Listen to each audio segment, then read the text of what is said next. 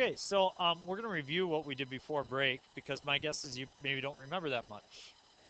Is that fair to suggest? So I put together a little review sheet here, and while this is not the study guide, but this is at least something we can kind of pursue. So anyway, critical numbers.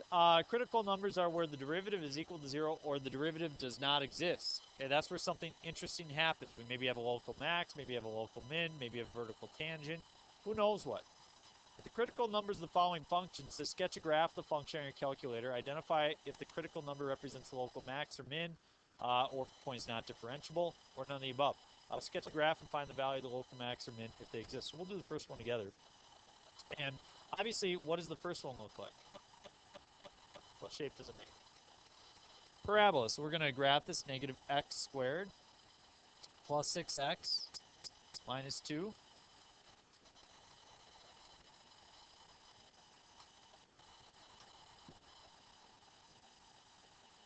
And when I graph it, you can see I get that kind of a shape. So it's 1, 2, 3, 4, 5. It's like it crosses somewhere right around there. So that's our basic shape. So as you look at it, that graph, is there any point where that graph, did I get your sheet? Okay, just, I sometimes I forget people. So, is there anywhere where that graph is not differentiable? What are the spots on a graph where they're not differentiable? Do you remember? Corners, vertical tangents, where the graph is discontinuous, okay? So there's nowhere where this graph is discontinuous. It's nice and smooth the whole way, so you can take the derivative anywhere. So this is a very nicely behaving graph. So what we want to do is we simply want to find the derivative and then identify the critical point. So as you look at this, how many critical points do you think exist here? One. There's just one spot where the derivative is equal to 0. So we're going to take the derivative and set it equal to 0. Negative 2x plus 6. Subtract the 6. Negative 6 is equal to negative 2x. Divide by negative 2. We get 3 is equal to x. What does that tell us?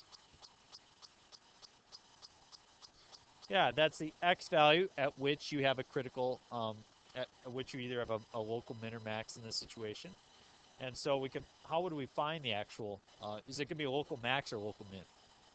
Local max, and how would we find that? Plug in 3. So I can use my calculator here, find the value at 3, and I get 7. So local max of 7.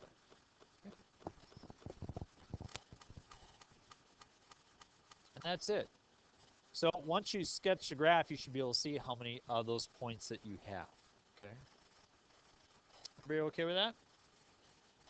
All right, so on the front side, that's what you're going to do. If you flip over to the back side, we're not going to do 2a right now. We're going to do 3a. It says find all numbers that satisfy the conclusion of the mean value theorem. And the conclusion of the mean value theorem is this.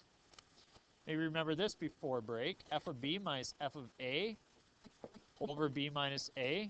Boy, my handwriting has gotten sloppy. F of b minus f of a. B minus a is equal to f prime of c for some c in the interval ab.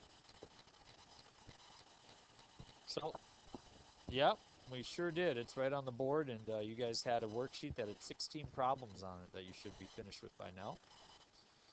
So, C in, that's a symbol for in. Kind of a, weird looking shape.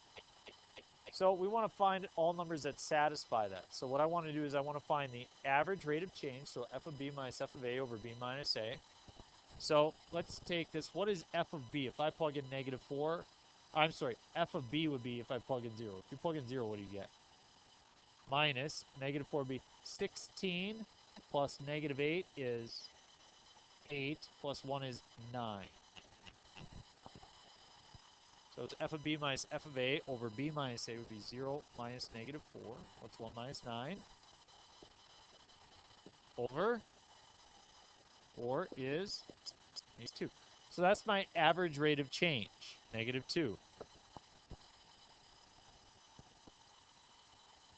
You don't have to draw this, but if you would look at the graph, it would look something like this, okay? And you would say, okay, from negative 4 to 0, you have a negative rate of change. So you're looking for that value C, something like that, where you have a line that would be drawn tangent that has the same rate of change as the average rate of change.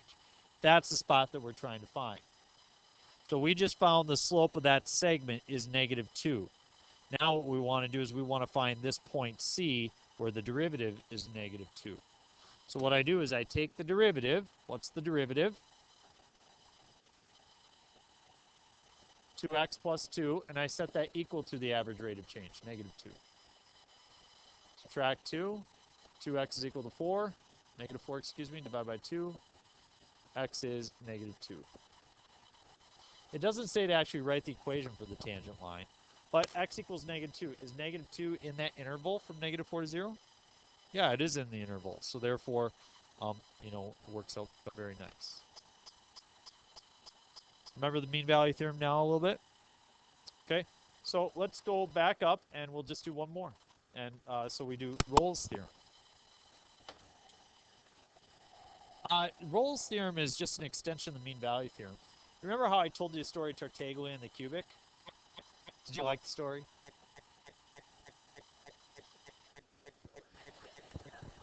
For a math story, I mean, come on. All right, so Tartaglia obviously made great developments with the cubic, but was not given a lot of credit for it, whereas Cardano was given a lot of credit for the cubic, and he really didn't have anything to do with it at all, other than just getting it from Tartaglia and having Fierro, I can't remember the guy's name, do a lot of the work for him. So, regardless, same situation happened. I can't remember who put together the mean value theorem, but after the mean value theorem came forth, a guy by the name of Rolle put forth a publication that this was his theorem. And it's really the same thing as mean value theorem. It's just slightly different.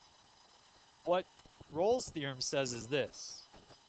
Okay, you don't have to draw this, but suppose that you punch in a value, say f of b, say that's f of b, and then you do another one, and f of a is the same thing. Say f of b and f of a are exactly the same. If they're the same, what's the average rate of change? 0. So if the average rate of change is 0, then somewhere in between there must be a derivative equal to 0. It's the same thing as the mean value theorem, isn't it? It's just stating that the slope is 0. So he took credit for a theorem that really he didn't do a whole lot to get. He just made an extension. But it does come up. It does come up. So we will look at Rolle's theorem. So we're going to first verify that f of a is equal to f of b, so that our slope would be 0. So let's try that first, okay? F of b minus f of a over b minus a. What is f of b? If you plug in 2, what do you get? 1. Minus, if you plug in 0, what do you get? 1 over 2 minus 0. So you can see in this case we get 0 over 2 or 0. So our average rate of change or our slope is 0. So if the average rate of change is 0, then there must be a derivative equal to 0 at some point over the interval 0, 2. So what's the derivative?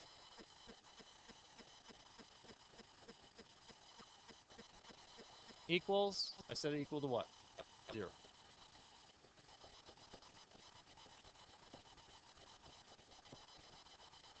Is 1 within the interval?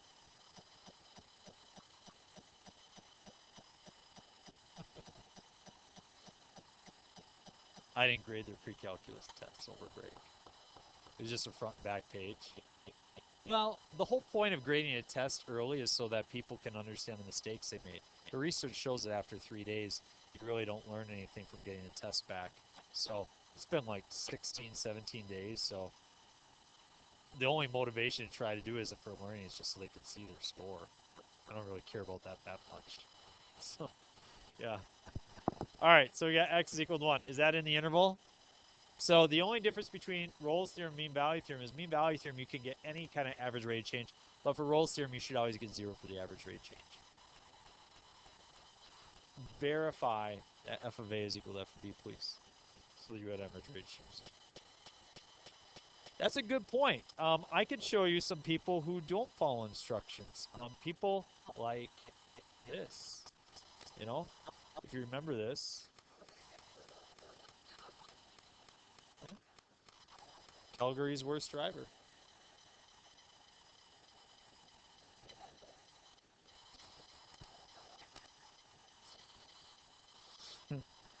All right, so I do have a question though.